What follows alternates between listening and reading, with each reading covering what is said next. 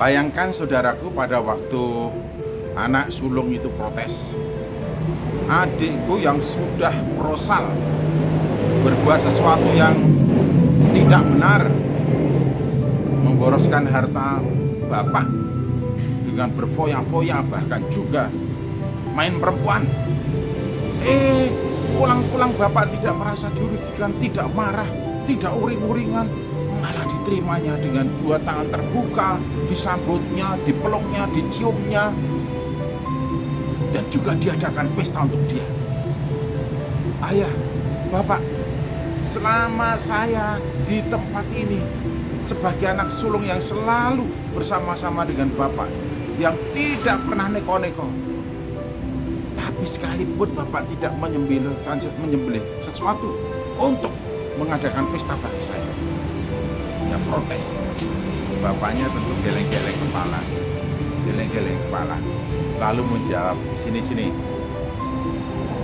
bukankah kamu selalu bersama-sama dengan papa, dengan ayah, dengan bapak? Semua kambing, domba, sapi, ternak, semuanya itu yang ada pada bapak, yang dipelihara oleh bapak dan juga dijaga olehmu, apa yang bapak punya itu punyamu.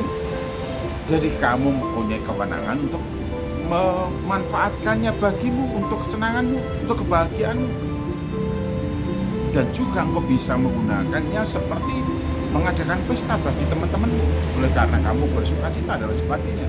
Apa yang Papa punya, kamu punya. Bukankah engkau selalu bersama-sama dengan aku?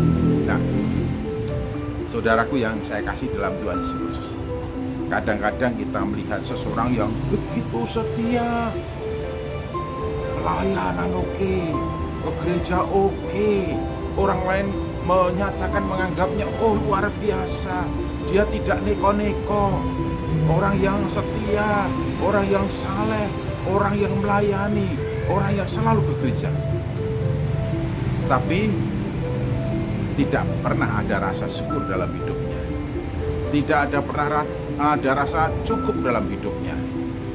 Hidupnya penuh dengan keluh kesah, bahkan ada iri ketika orang-orang yang dianggap itu tidak setia, mengapa diberkati, itu jarang ke gereja, mengapa berkelimpahan, itu pelayanan saja putus-putus, mengapa proyeknya begitu banyak. Jadi ada juga orang yang punya sifat seperti itu, padahal statusnya sama. Sejak kita menerima Yesus Kristus sebagai Tuhan dan Juru Selamat, saya, Bapak, Ibu, dan saudara kita adalah anak-anak Allah. Allah juga menyatakan seperti dalam gambaran yang diberikan oleh Yesus, anakku, engkau selalu bersama-sama dengan aku. Segala kepunyaanku adalah kepunyaanmu. Segala kepunyaanku adalah kepunyaanmu. Ya.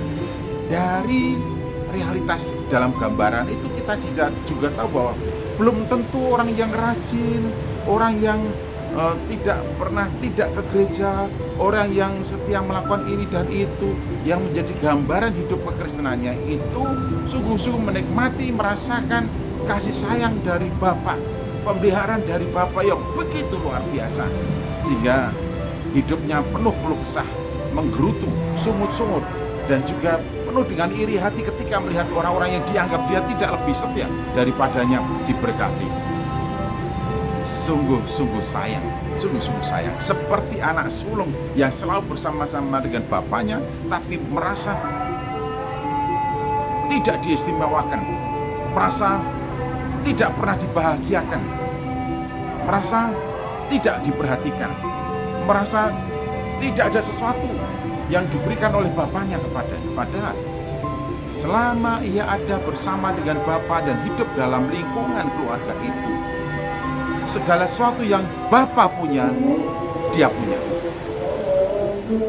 Bapa sendiri yang menegaskan itu. Ya, camkan dan renungkan ini.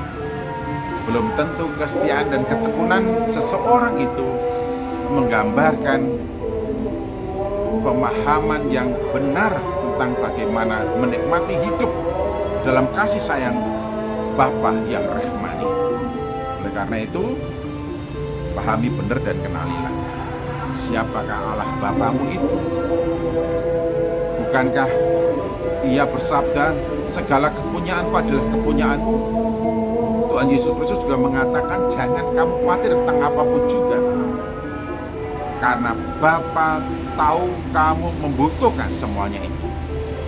Jadi anak yang baik paham betul jaminan yang disediakan oleh Dia kepadamu. Tuhan Yesus Kristus memberkati.